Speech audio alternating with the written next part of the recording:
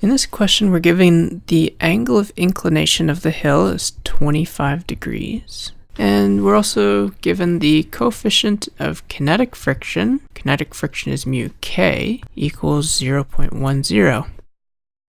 And there are no units for coefficient of friction. And we're given the distance traveled by the skier on the face of the hill is 900 meters.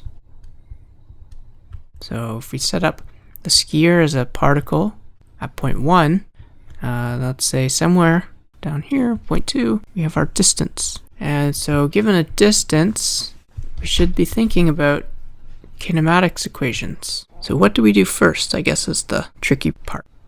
If you don't know, it's never hurts to start with a free body diagram. In fact, you should always start with this.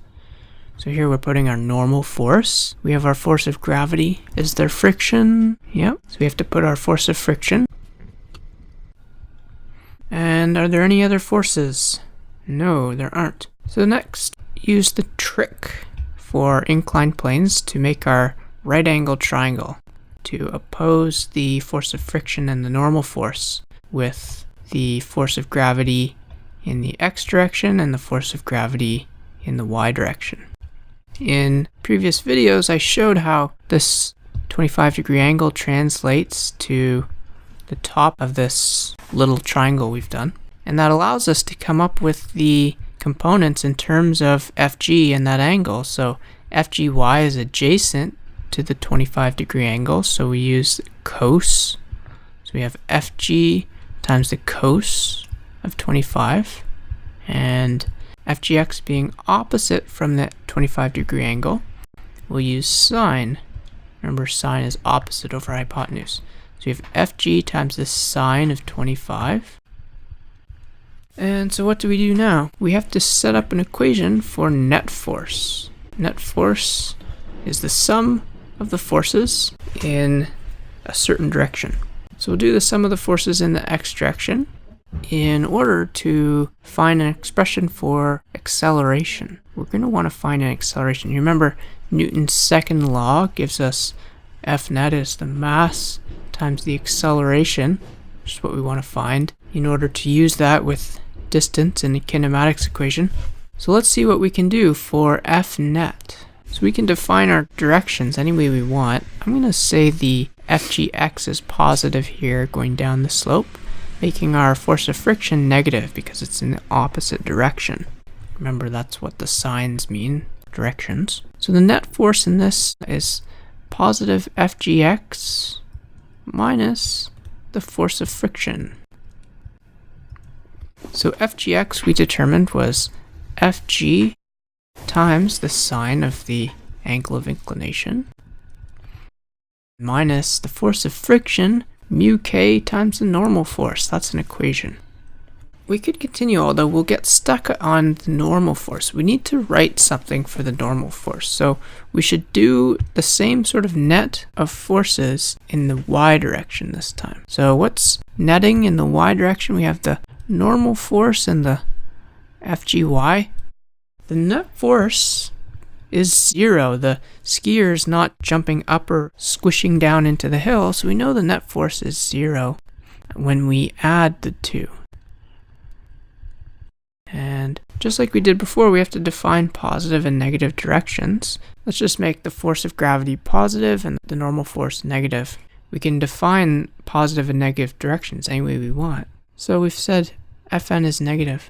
So if we rearrange for this now, we know these are equal to 0. We can isolate for Fn. We can say the normal force equals the force due to gravity in the y direction once we rearrange. And so now that we have the normal force, we can substitute that into the equation we were working on before. Before we substitute it, we know from before that the force of gravity in the y direction is Fg cos 25.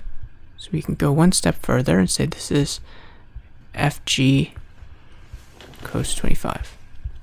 And then we can substitute this into the equation we were working on before.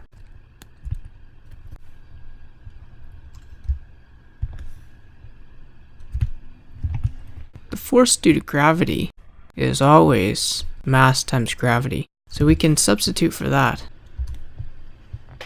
I'll just write mg in here.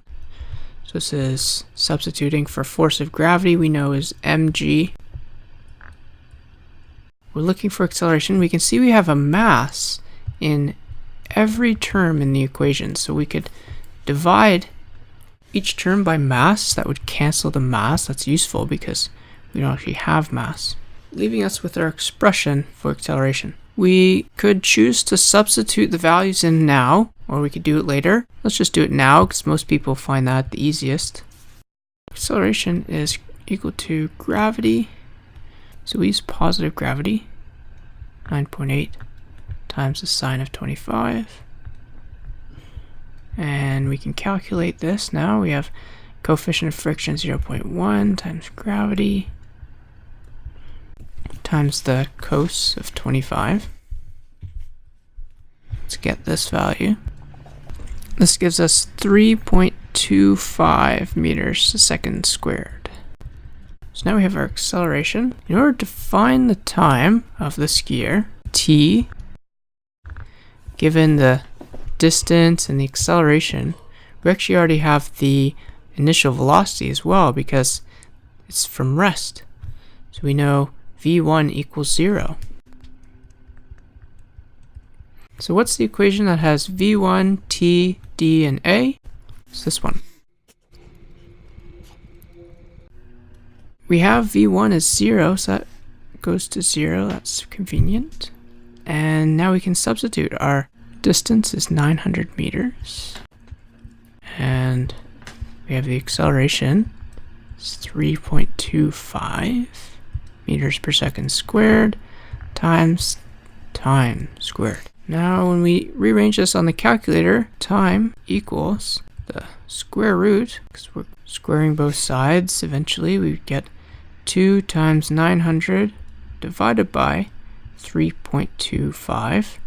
And so type this into your calculator, see what you get.